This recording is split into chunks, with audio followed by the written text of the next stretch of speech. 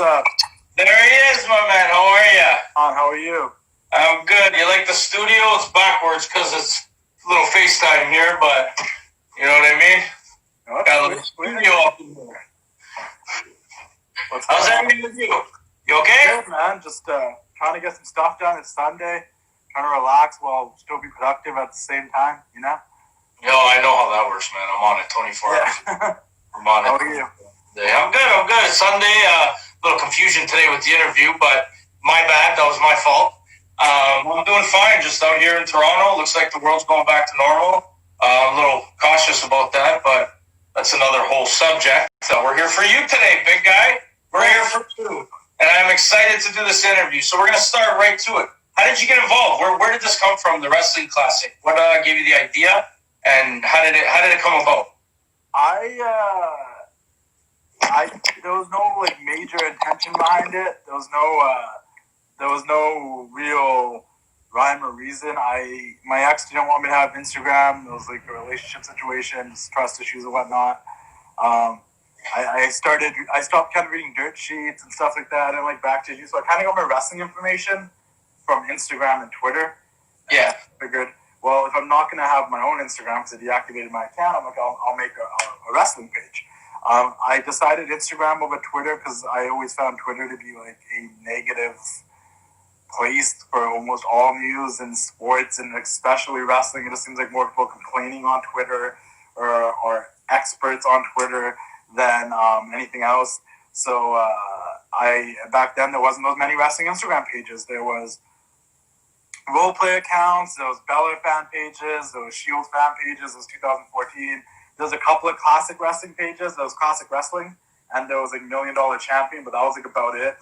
This is pre-classic 90s wrestling picks, so pre-WWF Golden Era. Like there wasn't really those many classic pages. There's meme accounts, stuff like that too, but I figured I'll make a wrestling page. It was just pictures back then, no videos, no stories, none of that stuff. And I was like, we'll make a wrestling page. We'll post wrestling content. This will be my way to connect with wrestling fans, keep up with the news, bring wrestling fans together, get the older fans that probably don't watch anymore to know what's going on today, and get the younger fans to see what we grew up with and all of that. And I was watching the Wrestling Classic on the WWE Network illegally here in Canada. I beat the system. And that's how I came up with the name. There's no crazy story behind it. I was like, that sounds sick. That's a great name. Named it the Wrestling Classic, and that was that. That's awesome. So take us to the beginning, if you can remember, the beginning journey for the Wrestling Classic. Did you start blowing up? Did you do stuff different? Because you were one of the original pages, and a lot of people know that, including myself. So take us down that journey.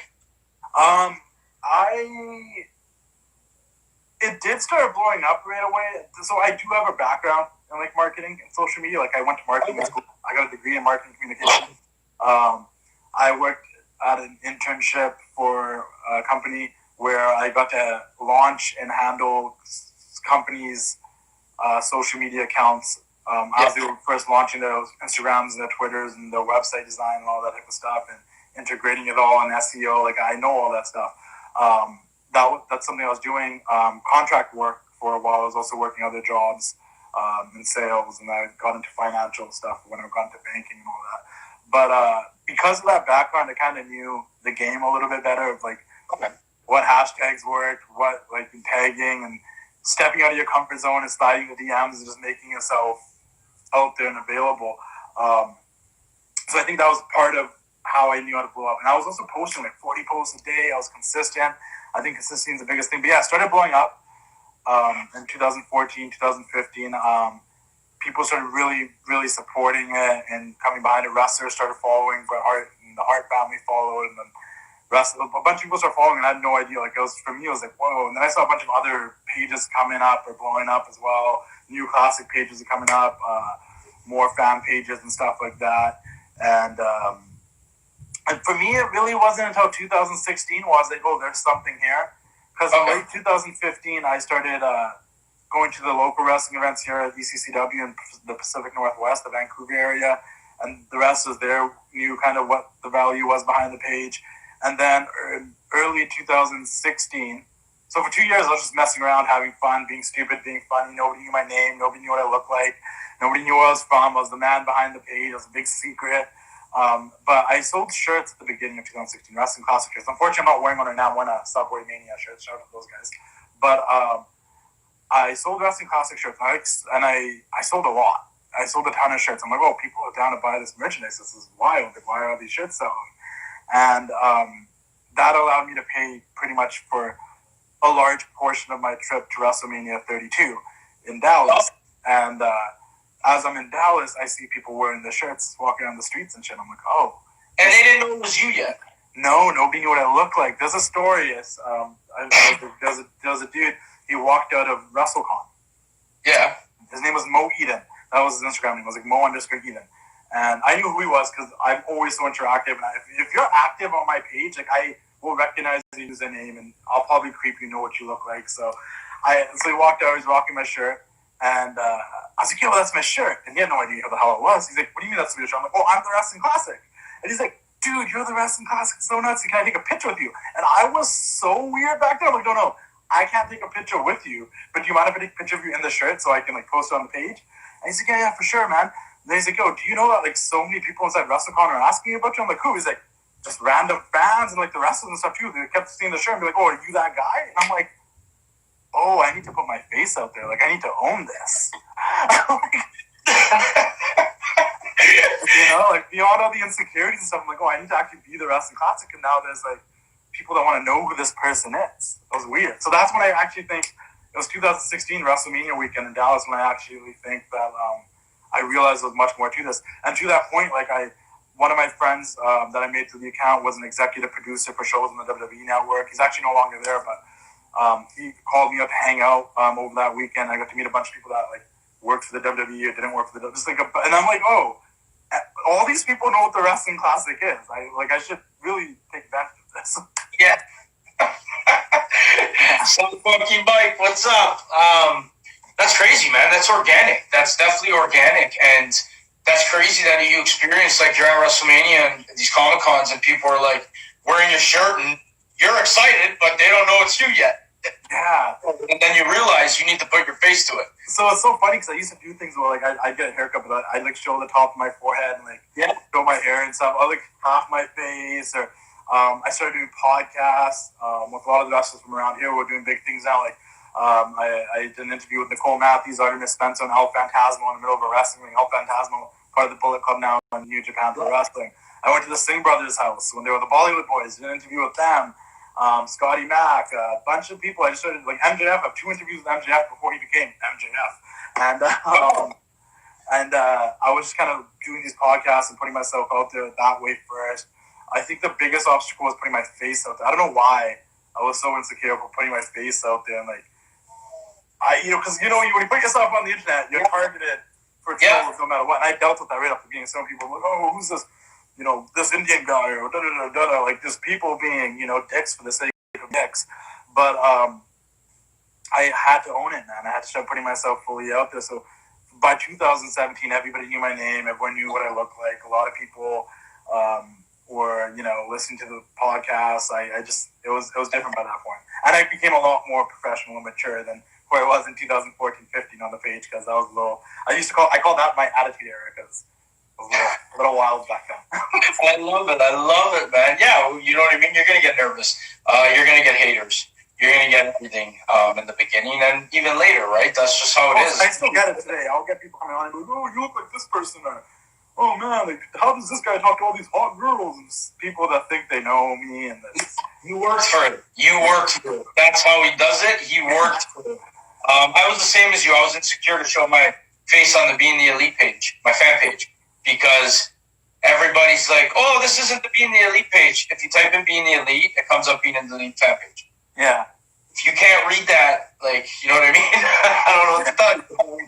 But yeah, I completely agree with you. So tell us, go into detail what you remember and what you can about the journey around 2016. When you were meeting all the wrestlers, you got your face out there. Go into a little bit of detail about that. How did it feel? And what were your emotions like? Optimistic. I was very optimistic, and I'm still very optimistic. It's just like I've been a wrestling fan for as long as I remember. I literally say that to the point where like my brother is 10 years older than me, He was born in 1981, and he was a huge wrestling fan. It's weird because he's not no more, but he was a huge wrestling fan. Like, he was a Hulkamaniac. He was all about it. Action figures, VHS tapes. He recorded all these primetime wrestlings and wrestling challenges and superstars and Tuesday Night Titans and Monday Night Raws from like 96 all the way up to 98. Like, all of these nitros. Like, I had all this too. It was accessible to me as a child, you know. Everyone's like, "What's your first memory?" I say, I think the first thing I remember is Shawn Michaels Razor Ramon, a ladder match. Can't tell you which one. And then I also vividly remember starting to watch wrestling live on TV in '96. Yeah. But I'm like, I'm pretty sure I've been watching it my entire life because I must have been sitting there so many times. My brother was just watching it, you know. And you know, I used to beat up my Power Rangers. Like, I've always loved wrestling throughout high school, and I'm very fortunate. I'm very grateful. I'm one of those people that in my life, like, and I think it's a credit to kind of, I learned this recently, I think it's a credit to my personality of not taking a lot of things personally or getting offended very quick, but I'll say I'm very grateful. I've always been that person that had a lot of friends. I was kind of a popular kid or whatever, you know what I mean? I never was, you know, if I got bullied, and I'm sure I've gotten bullied in my life, but if I've gotten bullied, like, it didn't affect me that much, I guess, as, you know, it does some people, but the point of bringing that up is that, like, even through my entire life, like, I embraced being a wrestling fan. Like, my friends, when I was the wrestling guy to all my friends, I would walk down the hallway in high school, and my buddy would call out for me, like, "Yo, Batista!" That's how he'd get my attention, you know what I mean?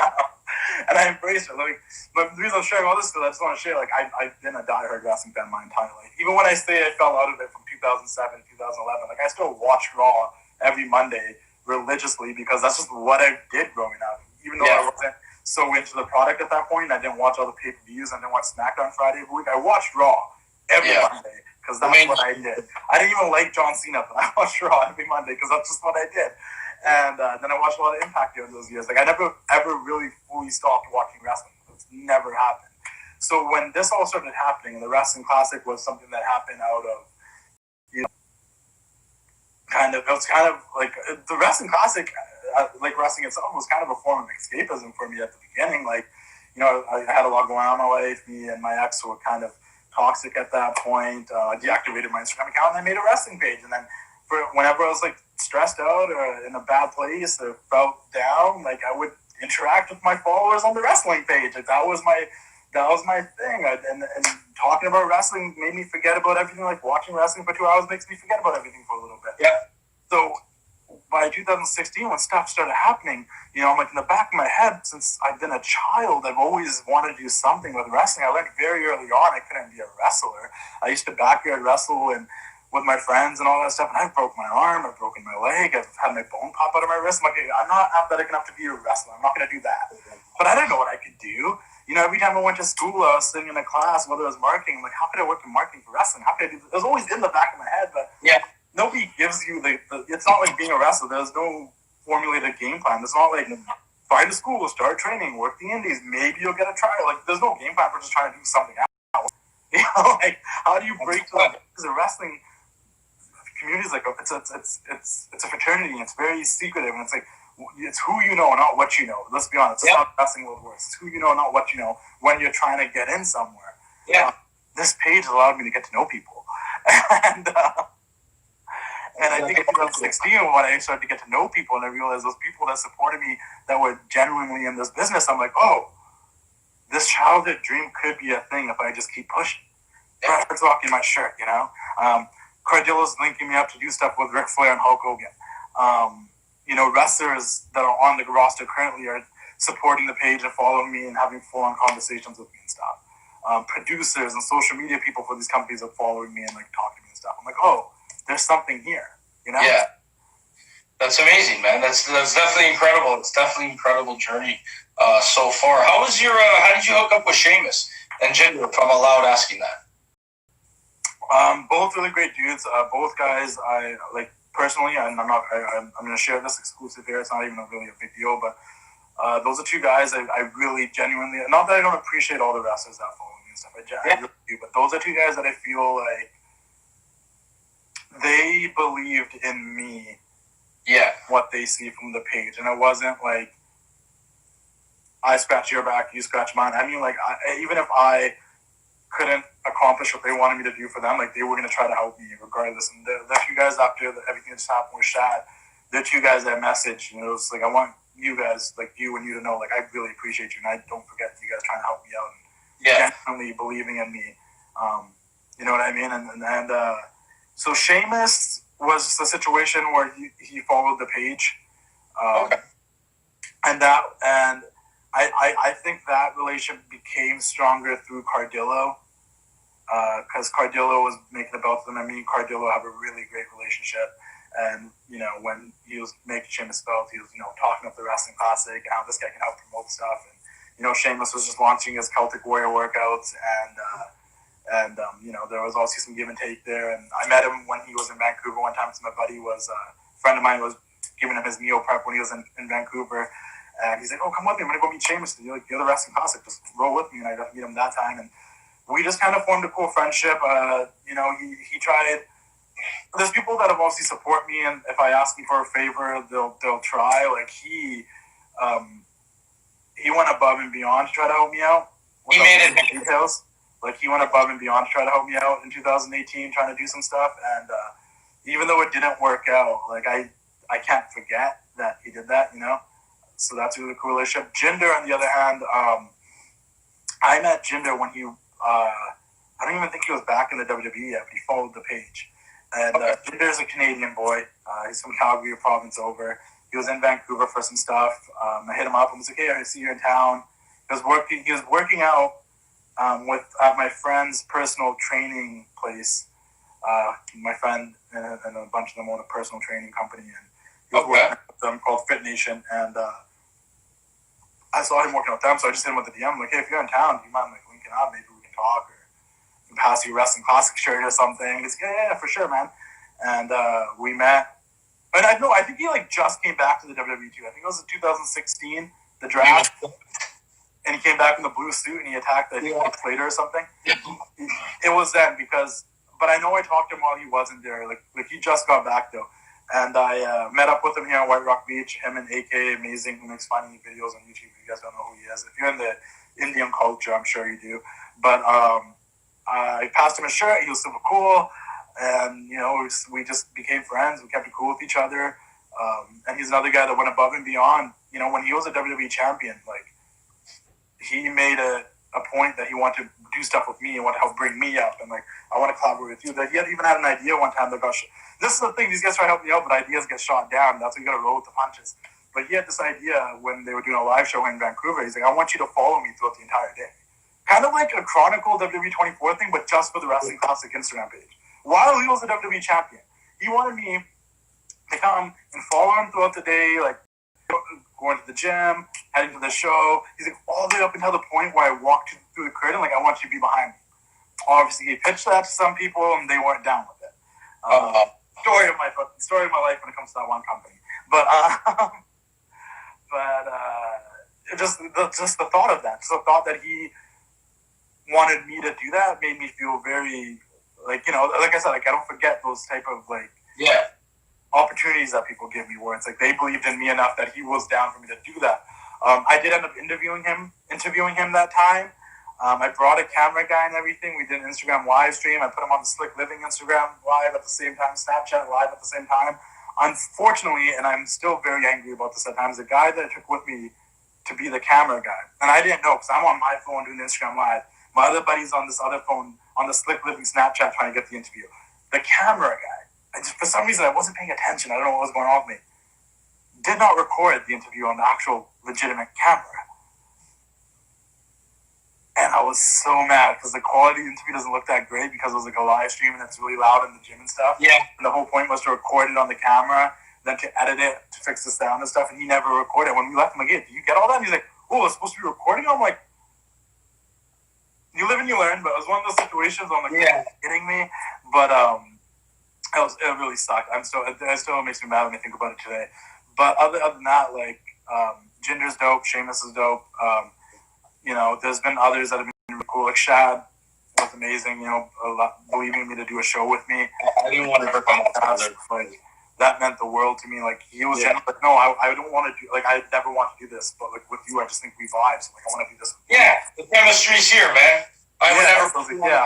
Know that. Also, shout out to others, like the whole Hart family is amazing. From Natty, Brett's wife, the kids, they've always been super supportive since day one. Even when they don't agree with what I say or do sometimes, they're friends. They're like friends with me, man. I feel very grateful for that because that whole family was like, if you're Canadian, man, the Hart family is like royalty over here.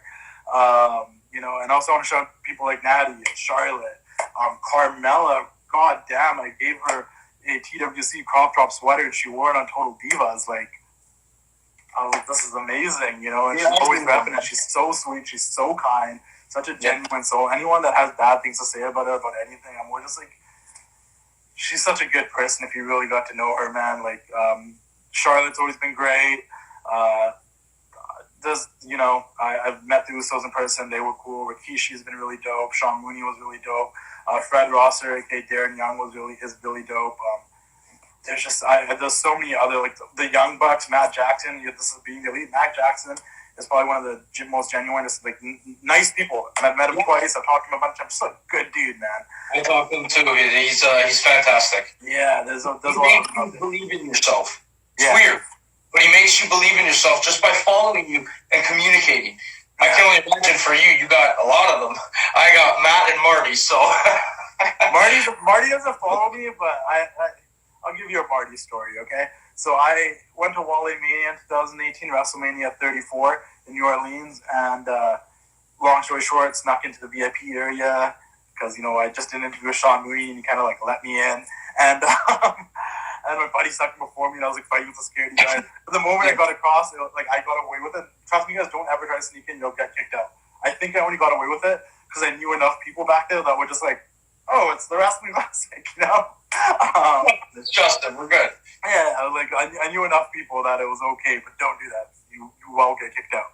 I was back then. It was my first night in New Orleans. Like I just landed that day, so we started drinking from the daytime to the evening. Because the rest of the week I was gonna be like professional, not drink too much, take it easy. But this is my first night in New Orleans. We're getting hammered. So I was just hanging out with Spud, aka Drake Maverick, and Marty Scurll, and we're taking shots together. And I'm a big Marty fan. I've been a big Marty fan since he turned into the villain.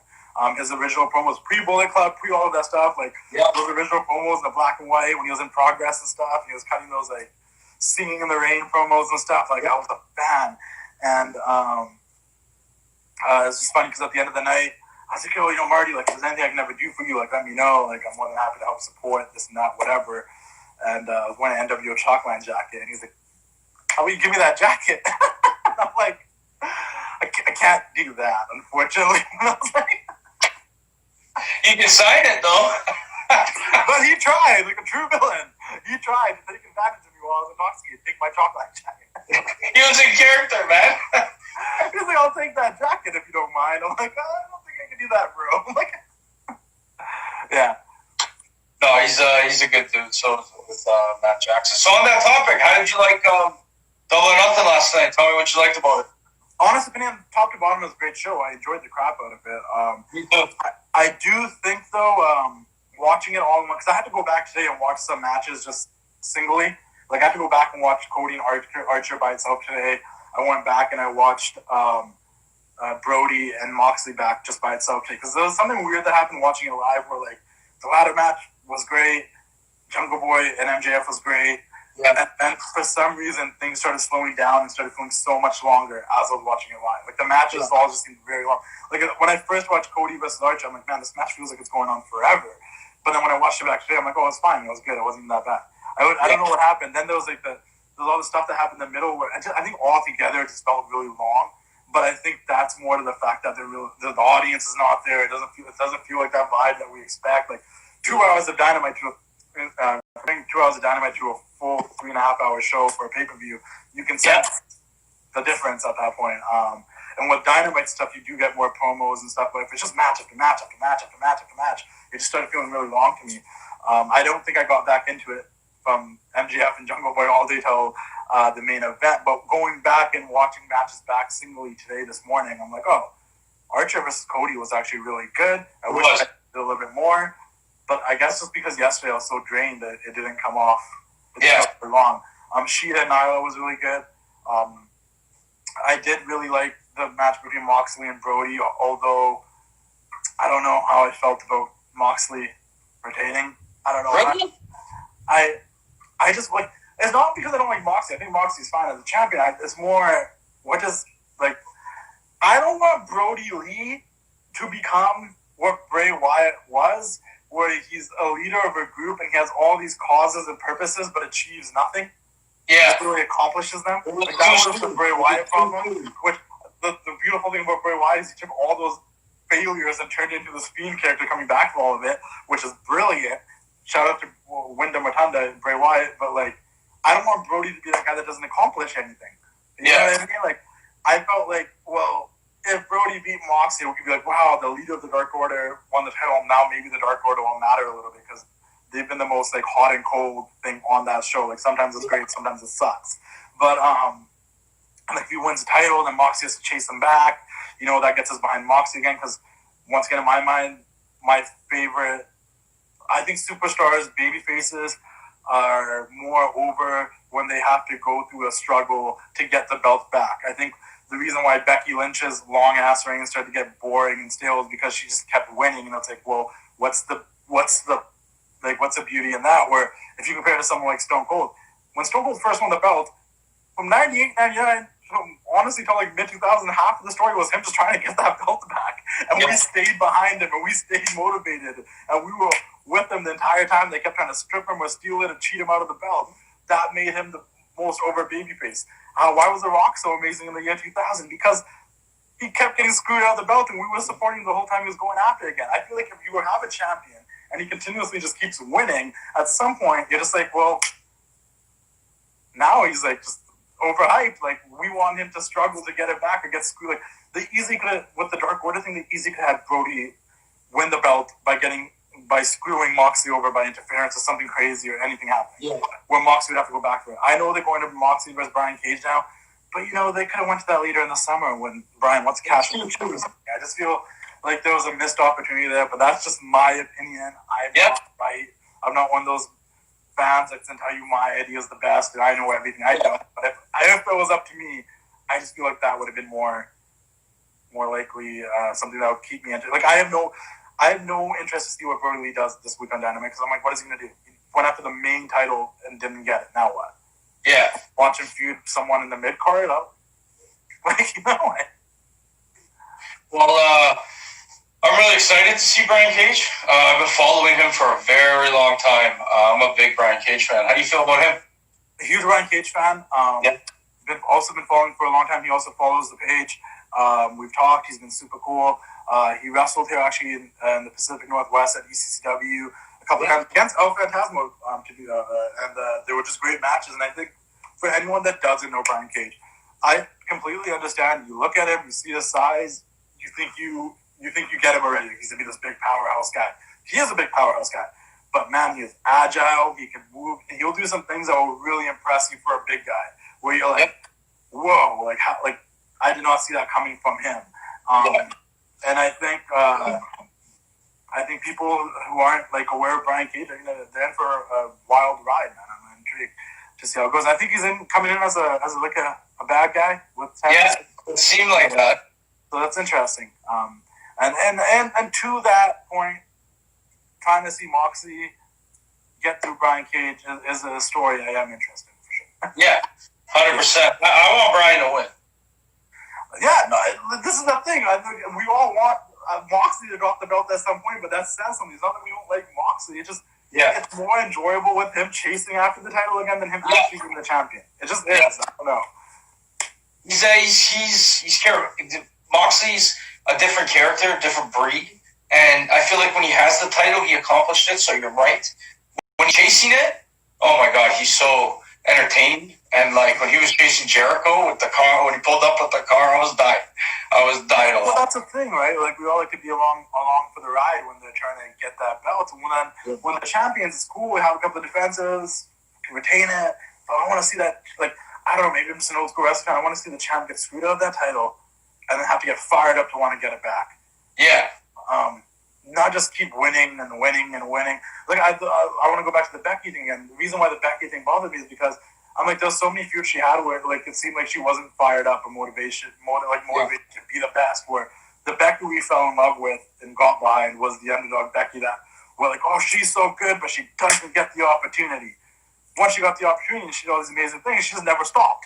It's like, I remember I was like, the Sasha thing was big for me because I'm a big Sasha fan. So I wanted Sasha to beat her, but that was a different reason. But when she feuded Asuka, I'm like, it was such a breath of fresh air because I'm like, oh, she's finally having a feud where it makes sense because it's true. She's never beat Asuka. Once again, Becky kind of felt like an underdog because like, oh, she's never beat Asuka. But majority of Becky's run, she never felt like the underdog again. And then when that happened, you're kind of like, oh, this is getting boring. It's not a. I love Becky Lynch. I think she's tremendous, but her run started getting boring. You know what I mean? Then they bought Shayna, and I'm like, yeah, Shayna's gonna murder her. She beat Shayna. I'm like, what is going on here?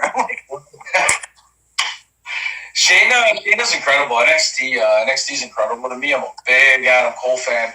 Like I was telling you the other night. Before we talk about NXT, though, how do you feel about the Stampede, Stadium Stampede? I loved it. People are calling it the greatest cinematic match. I don't think it was better than John Cena and Bray Wyatt. The reason it was 1-on-1. It's hard to compare them all, but if I was gonna rank all the creative, like the creative wrestling, it's totally different. I think the Firefly Funhouse compared to the other three is its own unique enigma because I still don't think that was a match. That was like a piece of art. That was that was actually like a movie. That wasn't a wrestling match. So I don't know if I'd even put that in the category. I love this movie. I would say Boneyard match. The Boneyard match will only stay significant to me as a really amazing match if Undertaker doesn't ever wrestle again. If he wrestles again, then he'll probably drop in a second. I really love the Stadium Stampede. It was different. It was AEW. It was being the elite in a wrestling match. It was loved it. It was just a blast. At times it did feel like it went a little. It just did feel like it went a little long, but when I watched it back, I'm like, well, every part needed to be here, so I understand. The way it started, them running at each other, Adam Page coming on a horse, the bar scene, the Lake of Reincarnation, the Young Bucks jumping off of things, Jericho beating up the mascot, Sammy Guevara running away from things. Like, Sammy's killing me, man. Dude, everything about it was just a fun ride, man. So I would probably be Boneyard match, then the Stadium Stampede, and then the Money in the Bank. Because I think the Money in the Bank was good too, but not to like the level as the Stadium Stampede. Stadium Stampede is own level, 100%. I'm happy the Bucks won and the Elite. So I'm happy. They needed it. There hasn't been like a big happy Elite moment. No. Months, and I do blame the pandemic for sure, but it feels longer. There probably has been, but it just feels longer than usual. Like it just feels like there hasn't been one for a long time. They needed that win. They definitely needed that. When do you think he's showing up? I don't know. Is he though? Is he going to? He's so immersed in that whole Ring of Honor thing, and he's got the creative pencil, and he's the one of the top guys there. He's making the relationship with New Japan. Like, I would love him to be in AEW, but I don't know. Unless they form like a really strong working relationship with Ring of Honor, like Ring of Honor has with NWA and New Japan, I don't see it happening anytime soon, which sucks because that's like some of the beauty about All In was that there were guys there that worked for other companies that aren't in AEW right now. I was so happy to see them there, like Marty Scurll, Okada, the Briscoes. And all those guys aren't in AEW, and it's like, man, but if those guys are a part of it too, man, if those companies could somehow come together, like, man, it'd be amazing. I heard a rumor Bullet Club was supposed to attack both of them last night, Inner Circle and Elite, I guess because of the pandemic, or if it wasn't true, but that's an idea. Could you imagine at the end of that, the Bullet Club just attacked? I mean, if they wanted to run a short angle because New Japan's not active right now and they're allowed to, that would have been amazing. Yeah. You know, for me, it'd be like, where do we go from there, though? Like, the moment would be sweet, but like, how long does this last? Where do we go? Doesn't make sense. That'd be the time these guys for. Is this, are we going to end up in Japan? Like, where does this? Because I think they tried it once, and they'll probably try it again, where they introduce someone as a character, and we see them one or two times, like with how they did with Jeff Cobb, and then he's just gone, and you go back thinking about it, and you're like, well, what was the point of that? Where's Jeff Cobb? He never signed a deal with AEW. It was just an agreement he had with Ring of Honor to come through for a couple of episodes. That's all it was. So that's what I'm like. So they tried it. It worked. It was cool. It was definitely cool. It created a couple of cool Dynamite moments. I won't deny that. But to play devil's advocate, I also sit this and I'm like, what was the point of that? Yeah. Well, it's entertaining for the fans, right? It's it's cool for the fans. It's good for Ring of Honor because there are people that are Googling what happened to Jeff Cobb. Oh, he's at Ring of Honor? What's happening at Ring of Honor? Like, it works that way. Benefits me. I don't know if it really benefited AEW. No, I watched Ring of Honor on Sundays too, though. But Jeff Cobb, I was definitely interested. But you're right. When you look back, it's like, why? Why did they do that? It was good for 2 weeks. I'm not going to say it was bad, but like long term thinking, like if you're like, what was the positive from that in a long term perspective? I don't think there was one. They said positive for Ring of Honor, apparently. Positive for Ring of Honor was good, but I mean for AEW, like in a long term perspective, thinking about it, like it was a cool moment, it was a cool match, but long term thinking, like what was the point for AEW? Unless he comes back, because now if he comes back, then it's like, oh, the fans kind of already know who he is. They've seen him a couple times, but I don't know. Well, it could be AEW, like look who runs it, right? Could be giving back, help Ring of Honor. Kerry runs Ring of Honor. Yeah, so like Kerry's a great dude, right? So they probably and then I get it if it's from that perspective was something to kind of like give a rub to Ring of Honor, give them exposure, then that's cool. And like I said, I get that. If you're gonna bring the Bullet Club in to do a thing, like let's make sure that those are like a long terms, or rather than bringing them in here for a couple of weeks, maybe they come through and then they're here for like the next Fighter Fest and they're gone again. Like that's cool, but what does that do for anybody? 100%. Who, if you had to pick one person from Bullet Club to attack, just one guy on the last paper. 100%. Me too. You know he blocked me? Dude, that guy's the best. Like, he blocked I don't me. even want Kenta or anybody else. I just want Tamatonga to grab a mic and get some people to talk some shit. Well, Jay White's awesome too. So is Tonga Low, but I like Bad Luck. I like them all, but yeah, Tonga. I like Jay. I'm actually a Jay White fan. I like Kenta. El Phantasmo is my boy. It's just there's something about Tamatonga where like I don't know.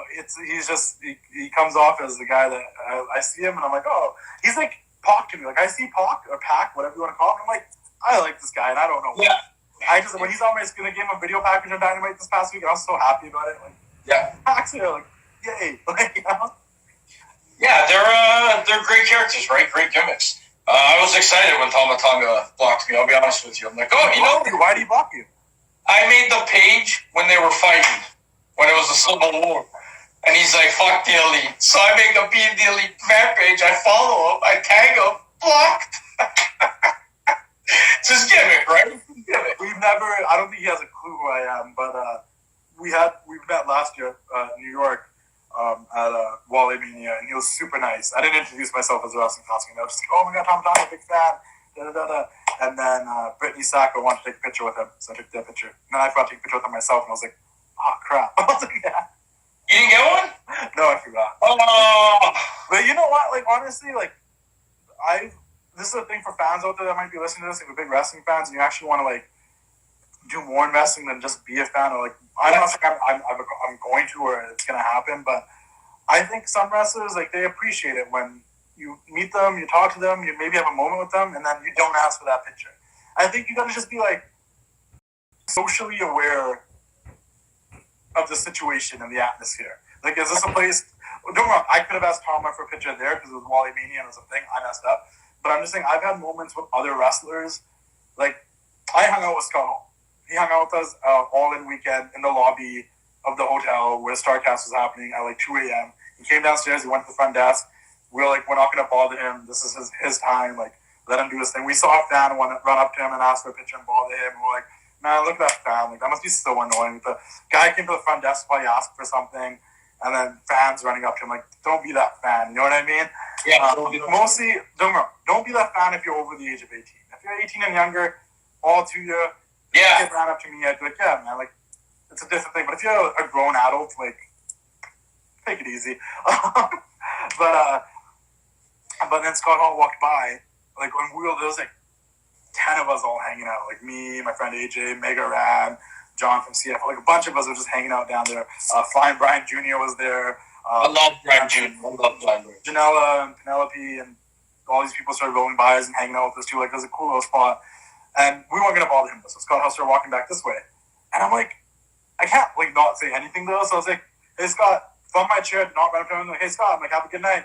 He's like, you guys too. And then he looked at me, he's like, what are you guys doing down here? And he like walked to our thing. And he started and I was like, didn't ask him for a picture. And I was like, hey Scott, have a good night. And I'm like, we can't just let like a legend walk by and not show him any like respect at all. Though. Yeah. He's like, just have a good night. He's like, oh, you guys too. Then he like actually came and hung out with us. And he was like, I'm not going to go into details of what we were all doing, but he was like hanging out with us. And he was like shooting the stories and stuff. And, you know, and I didn't really approach him after. Like he was talking to he was talking to a bunch of us. He was talking to a bunch of other people. And then, you know, Joey and Penelope started talking to him like by themselves. And then I kind of walked that direction. And then I wanted to ask him a question, but I was like, I'm not going to bombard him. And then Penelope's like, no, this guy's cool, man. He's like one of us. And I was like, oh, thanks. And then I asked him a question, and that was cool. But never took a picture with him. And the thing is, like, I think he probably appreciated that more than being like, hey, man, do you mind if we grab a picture? Like, it's just more about having that moment and like a human on the same level than trying to be like, I want to take a picture so I can post it for clout or like whatever. Because this is a problem with today's society. Back in the day, if you want to take a picture with someone, it was usually for yourself anyways. Yeah. Nowadays, I feel like people want to take a picture of someone so they can post on their Instagram and be like, look at me with this person. Look at me with this person. Yeah. Like, it's not I think wrestlers are aware of that too now. Like, oh, you know, this person's taking a picture because of this and that, you know? Well, it's cool that they like respond and stuff on social media. So you're definitely right. It's like you see them at 2 a.m. Unless you're under 18, don't go fanboy out. You see them at the hotel, leave them alone. You see them at an airport, leave them alone. You see him at a signing? Sure. You see him in the middle of the day, maybe on the street, and you're going to walk past each other, acknowledge them, and if they acknowledge you back, then maybe ask for a picture. I just think there's ways to go about it. You know, I feel like when people get mad at wrestlers, like, oh, you know, we saw him at the hotel, and, like, Sasha was so mean, she grabbed a pizza, and she wouldn't stop. Like, that's a wind down time, man. She's not there to meet people. Like, you know, like, you bump into someone at the airport, they're not who they are on TV when they're hanging out at the airport. They're who they are in real life, probably texting their wife and talking to their kids or something. Well, let them be, like, you know. Let them be. That's 100%, man. They're people too, right? And especially when they're family and kids. If you're not a kid, don't run up to them. Yeah, like, and you know, kids. That's your opinion. Nothing about like. Listen, a lot of the wrestlers today, I try to be very cool and like cool, calm, and collected around because I'm like, these are people I probably want to have a beer with. You know what I mean? Yeah. I want to have a beer with them. I want to have that type of friendship. I don't want to just be a fan. I'll be honest with you, I still like fanboy a little bit inside and get excited when I see a Ric Flair or a Bret Hart, the people I grew up watching as a kid. The people I watch today, we're the same, man. We're people. We're all the same. We're all people. The people I grew up watching when I was a kid, I sometimes still get a little excited because the kid in me gets excited. Yeah. You know what I mean? But 100%. Yeah. I'll tell you a quick one. We went to Comic-Con Toronto, me and my fiance. We went on a Saturday and we didn't even pay, man. They let us right up to the event. I turned the corner. There's Booker T. Yeah. I screamed. Oh my God, it's Booker T. My girlfriend was like, oh my God. And he was awesome. I bought his book. He signed a couple autographs. We chit-chatted. Once that fanboy part goes away, but again, it was at a Comic-Con, right? It wasn't at 2 a.m. in the airport. And Booker T's fantastic. I hope one day we get to have a beer together at a wrestling event. 100%. So once this pandemic's over, I'm definitely going probably Double or Nothing next year at WrestleMania. I want to do something like that, man. Oh, for sure. I'm game. 100%. How do you feel about NXT and WWE right now? You don't have to go into details, but what do you like? What's some of the things you like? I have a hard time watching NXT only because they don't air it live on Wednesdays. They don't air it live on Wednesdays. I know. And then it's like watch it Thursdays on the network or watch it Friday on Sportsnet or whatever. But the thing is, for me, in my mind, like Tuesdays and Thursdays are like my wrestling free days in my mind. Because Mondays Raw, Wednesdays AEW, Fridays SmackDown. Tuesdays and Thursdays are like my days of the week where I'm like, that's when I'll do this and do interviews. I know I'm not going to block out 3 hours to watch wrestling or something. You know what I mean? So it's hard for me to even want to go Thursday and watch NXT. I'll watch the highlights and stuff. I think Karrion Kross, his debut, him and Scarlett, amazing. I love that they're going up against Ciampa first. That's the only thing I can really say. But like, I love the Undisputed Era, but nothing they're doing right now is really getting me excited, to be honest. Gargano and Candice are dope, but what are they going to do? Is Candice going to go after Charlotte? I don't think so. Is Gargano like going to go after the North American title? It looks like it. Hopefully that's good. I don't know. It's weird. Like, I go through my phases with NXT where I'm like really into it, that I feel like they get. This is the thing. I'm going to be completely honest. I'm a big storyline character guy. Like, I got to really care about the storylines and characters. And sometimes watching NXT, I think that is for the hardcore wrestling fan, because sometimes I'm watching, like, this show is just like match after match after match after match, and they're all so good that none of them stand out.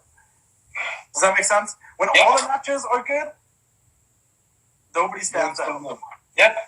Unless something happens, unless some heel turn happens, or someone creeps up from under the ring, like something happens, then remember. But if all the matches are good, no match actually stands out. And I think that's a problem with wrestling overboard today, just generally. Like, we are spoiled with so much good wrestling on a weekly basis on Raw, SmackDown, AEW, NXT, that less and less matches are actually being memorable or stand out. Yeah. Well, wait till the pandemic's over and Ring of Honor comes back and. We were way too for this in the past like 4 or 5 years before this pandemic. I think there's way too much good wrestling, which is so cool. Yeah. But less and less is standing out. If you told me remember that really sick match on Raw in 1997 between Bulldog and O'Hara? Like, who remember that? I feel like, do you remember that really good match on Raw in 2017 between? I'll be like, no, I don't. Like, no. But now that you bring it up, I do, because you brought it up. I didn't remember that. Like, because there's so many good matches on a weekly basis. There was a really good match on Raw like 4 weeks ago. Yeah. I don't know what it was. And I'm sure there was one. There's probably like a really good match on Raw like 4 weeks ago. It was probably a banger. After watching it, I was probably like, wow, that was a really good match. I don't remember it. Because there's good matches every week. Yeah, every week, everywhere. The Gargano situation, he was at his peak. I feel like he's done too much now. You know what I mean? It's time for him to move up, as much as I wouldn't want him to. You don't think he should move up? The success rate of people that move from NXT to AEW. I mean, to oops. We'd love him to go to AEW. Hasn't been the greatest record, you know. No, I completely agree with you. Like, I love Aleister Black. I'm an Aleister Black fan, and I've been an Aleister Black fan. I watched PWG Bola. I watched a lot of Progress. I went through a Progress phase at one point. I went through a lot of chapters, and then it was PWG Bola, and I think it was Pentagon and Phoenix versus Chris Hero and Tommy End. And then I really became a Tommy End fan. And then, and when he was Aleister Black in NXT, I'm like, this guy's a man. This guy can come to the main roster. He could be put in the title feud right off the bat. Like, confront Seth Rollins, just confront Brock. Like, there's so much you can do with this guy. And even if that's not the case, he can come to the main roster and he could, do exactly what he's doing. Squash matches to the point where he gets, like, I don't know, a U.S. title shot or something. He's been on the main roster since, 2017, the beginning now? 2018? When was his team with Ricochet? 2018? WrestleMania with Ricochet, was that 2018 or 2019? 2019. So he's been on since the end of 2018. We're in, mid-2020 now. Majority of the time, besides, the random few feuds with Buddy Murphy and AJ and stuff, he's just been squashing jobbers since. The tag team with Ricochet, a few matches with Buddy Murphy, a few matches with AJ Styles, and squashing jobbers. That's literally all he's done. There's no storyline. There's no. He has so much substance and character and stuff you can do with him, but they still haven't really done anything with him, and it blows my mind. Yeah, people get mad too when guys leave because, look how they're treated. You know what I mean? Like with the storyline and everything. Jim Ross always says there's two things that will make somebody leave, and it's cash and creative. And I think that's true because some people, if they have really bad creative, they'll stay there because they're getting paid and it's a guaranteed job. They're comfortable, and that's totally completely understandable. Yeah. Some people really do care about the creative, and if the creative's bad, they're going to want to leave. And if they're dissatisfied with both, then they're definitely going to leave. Most times, there's people that are dissatisfied with the creative, but they stay there because they're making that money, and that's at the end of the day, they're humans. This is the job to them. They got families to provide for and all of that. But So like I think sometimes fans blow it out of proportion when they like, oh, this guy's getting booked so bad. Like, why does he want to quit? Like, oh, like he's getting paid, man. Some people will sit there just to get paid. No, that's a bad thing. That's like they got shit to pay. They got mortgages and stuff. I'm older now, right? I understand. But I'll sit there for $500,000 a year, no problem. there are certain people that like creatively, I'm like, man, I just wish they would do so much better. And I was from those guys. So yeah, do I want to see Johnny Gargano go on the main roster? I'd love to see Johnny Gargano go on the main roster. Am I scared about it? Yeah, because I don't know where he'd fit in. 100%. He's the guy that would go up there and Vince would like, look how quick he soured and Ricochet. I know. All of them though, like I was a big Eric Young fan. Yeah. Kennedy. And they could have did so much with them. They could have attacked Seth. Took Seth out. Like anything. And they just dismantled him. And I understand, like, Wolf gets injured, guys get injured. I feel like a lot of guys get injured during the WWE run, and they go other places and they don't get injured. I think when you're on the main roster, too, it is that in the WWE. And I'm not trying to defend them, but let's be honest, it's more about just the whole lifestyle. When you're on NXT, majority of the time you do spend in Orlando, you're at the Performance Center working out, your shows are full sale, and then you do hit the road, you do road shows. They do. They come to, like, the West Coast and all that stuff. They do. But it's not as intense as the road life when you're on the main roster. Yeah. You're going from city to city and you get like 2 days off and you're flying home and you're going back and you're not really set in one spot for majority of the time. There's no real home base. They're just on the road, home. It's 300 days a year. It's overseas tours in England and then they're going to China and Singapore and all these places and that's like Australia and I'm like, yeah, it's a lot more tough, man. So I think it's a lot easier it puts a lot more wear and tear on your body when to being in NXT or working at AEW where they literally have one show a week. They don't do house shows. They don't have these live events all throughout the week. They do one show a week and everyone gets to go home and they come back the next week to that one show and they have their pay-per-views. Eventually they'll probably do a live show, but maybe they'll do like 1 or 2 a month. Like they're not on the road that same way. I think the main roster travel and the stress and the toll it takes on your body is a lot more than anyone when they're on NXT or working for NXT. So that's just, and I'm not saying it's a good thing, or a bad thing. I'm just saying I think that's why injuries become more likely. There's more opportunities to get hurt. You're working a lot more. You're in the ring a lot more. It's a whole lot of things to factor in. 100%. So last thing we're going to ask you, what's next for you? Any details you can give us? Don't spoil anything, the Wrestling Classic, but you got any projects in the works? I mean, I don't know, man. There's things I'm trying to do. But once again, nothing's confirmed and nothing's like going to happen for sure.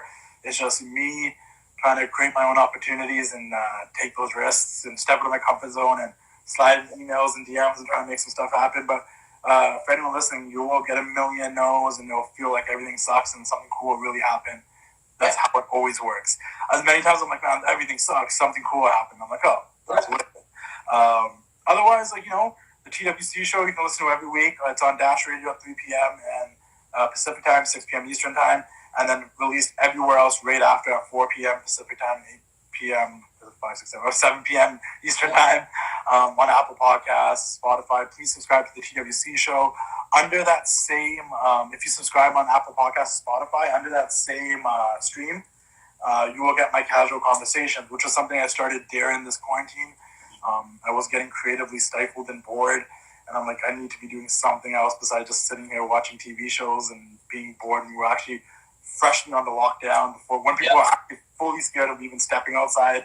I was like, man, I need to do something extra. I need to I know I do the one show a week, but maybe this is a good time to just reach out to people and be like, hey, do you want to talk for a bit?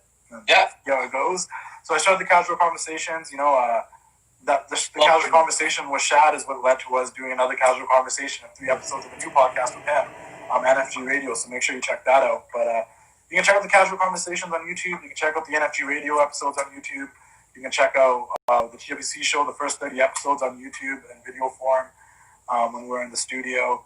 I think there's the kind of things that I want to do, but nothing's for sure. But subscribe to the YouTube channel, The Wrestling Classic. Subscribe to the page, The Wrestling Classic. You can follow me on Twitter at TWC Worldwide. You can listen to the shows on Apple Podcasts and Spotify when you search TWC show. TWC shop if you want to buy some merchandise, also on Pro Wrestling Tees. And I think that's it. I think that's all the plugging I have to do. That's awesome. Brother, I'm going to tell you this. You sound completely professional. You are completely professional. Oh, thanks. You're probably my. And I don't swear this entire time because that's my one flaw. And I don't swear. I think when I'm comfortable with someone, because trust me, I work in banking, commercial real estate. Like I know how to talk without swearing. But when I'm like just talking to someone casually and it's about wrestling or something, I always tend to swear for some reason. You might have said one, but I don't remember. Okay. Brother, it's like you said, the chemistry's there, right? The conversation's there, and I want to thank you so much for taking your time to talk with me, especially. Check them out, guys. The Wrestling Classic, Instagram, Twitter, YouTube, Casual Conversations. I do want to give you my condolences on Chad. Yeah. I know I've kept in contact with you. I didn't want to bother you. My condolences, man. We're all thinking of him and his family. I thought of you right away. And yeah, brother, I'm looking forward to do projects with you. And I'm looking forward to the future for us, I'll be honest with you. Thank you, man. And same here, man. I think, it's cool. I saw you doing these, I hopped in. We got to start talking to each other, some good stuff. We got to do this. When it comes to Shad Gaspard, though, I know they reached their goal on the GoFundMe. But once again, guys, if you want to support his wife and his son, they lost one of the breadwinners in their house. They lost. I know his wife does a lot of stuff, don't get me wrong. I'm just saying, when you lose one parent and you become a single parent, it's really tough. And, he was a hell of a dad. Yeah, he was a hell of a guy. And, just help him out and all the funds go to them. Just, you can either buy the exclusive shirt that's on Pro Wrestling Tees. You can buy the exclusive shirt that's on Collar and Elbow. Or you can directly donate to the GoFundMe. If there's a highlight section on my Instagram. If you click the donate, Shad Gaspard, Shad donate or something, all my story posts about it. I put the links all right there. So if you guys could do that, that'd be super cool to help out the family. Also, there's one more thing I want to add about that, but I don't remember. Yeah. We got all the time in the world. I don't remember. 26 seconds remaining. This happened to us last time. All right, brother. All the best. We'll talk soon for sure, and thank you so much, eh? Thank you. I'll see you later. Thanks, brother.